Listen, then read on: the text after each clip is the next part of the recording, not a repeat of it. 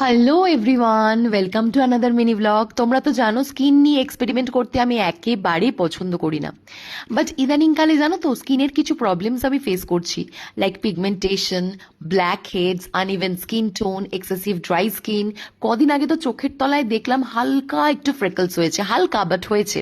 কিছু করার নেই, বয়স বাড়ছে, বাইরে এত হার্মফুল ইউভি রেজ, পলিউশন, এগুলো তো হবারই কথা। এগুলো আমাদের হাতের বাইরে, কিছু করেই এগুলো আটকানো যাবে না। যতই রেগুলার ওয়ার্কআউট করো না কেন, একটা ভালো ডায়েট নাও না কেন, হাইড্রেশন ঠিকঠাক থাকলেও এগুলো হবেই। আমি চাই একটা ভালো স্কিনের ট্রিটমেন্ট করানোর জন্য, যেহেতু আমার এক্সেসিভ সেন্সিটিভ স্কিন। তো আমি পার্লারে গিয়ে যে কোনো ট্রিটমেন্ট নেব সেই সাহস আমার হয় না। একবার পার্লারে গিয়েছিলাম, অনেক বছর আগের কথা, স্কিনে কিছু করানোর জন্য। খুব খারাপ এক্সপিরিয়েন্স নিয়ে ফিরে এসেছি।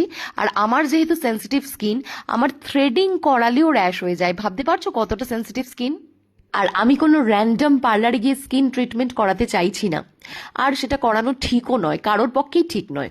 তো আমি কদিন ধরে একটু সার্চ করছিলাম গুগলে, ইনস্টাগ্রামে, ফেসবুকে ভালো কোনো স্কিনের ক্লিনিক যেখানে গিয়ে আমি সব ধরনের ট্রিটমেন্ট পাবো।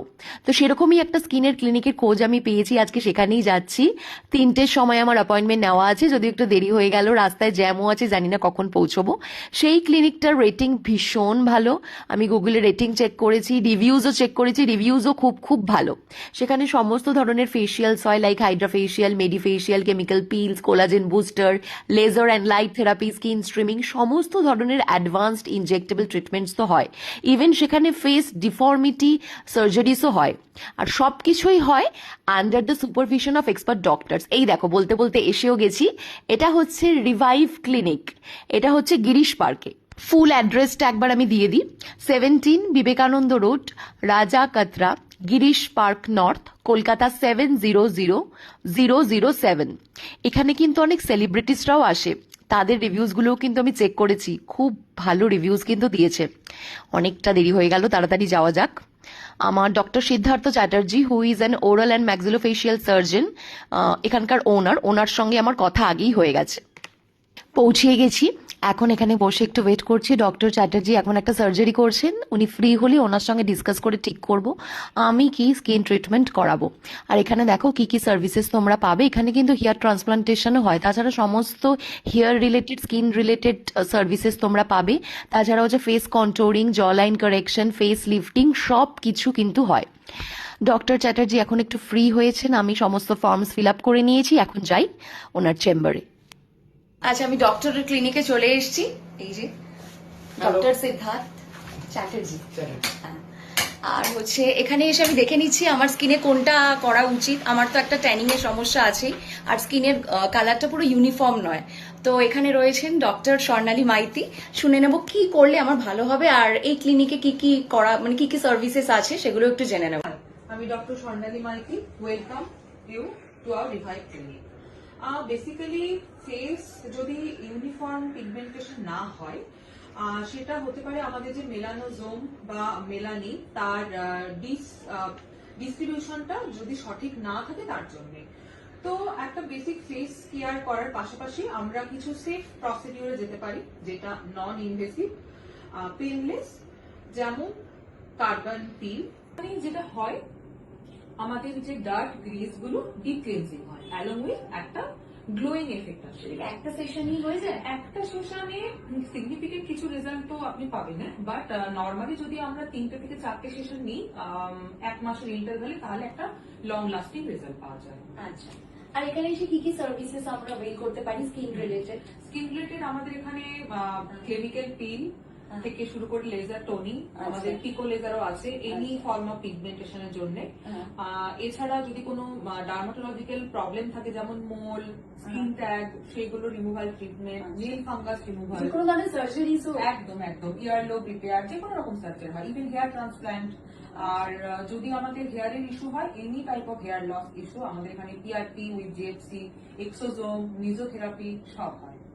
আর ইনজেক্টেবল এর মধ্যে যদি আমরা মানে স্পেশালি অ্যাস্থেটিক্স বলি, তাহলে botox, filler, trace, PDRL, exosome সব হয়। Any type of regenerative therapy. আর ফেসিয়ালস এর মধ্যে ধরুন কেউ অত কিছু ট্রিটমেন্ট চাইছে না, তাহলে ফেসিয়াল যেটা মান্থলি প্রত্যেকেরই করা উচিত। হ্যাঁ হ্যাঁ হ্যাঁ, সেক্ষেত্রে আমাদের হাইড্রা ফেশিয়াল আছে, তাতে একটা আমাদের যে ট্যান পড়ে, ট্যান তার সাথে সাথে ডার্ক গ্রিজ চলে যায়, একটা গ্লোয়িং ইফেক্ট, একটা প্লাম্পি স্কিন পাওয়া যায়। আচ্ছা, হাইড্রা ফেশিয়াল এরকম ফেশিয়াল মান্থে কভার করা দরকার, বা মান্থে একবার করলেই কি হয়ে যায়?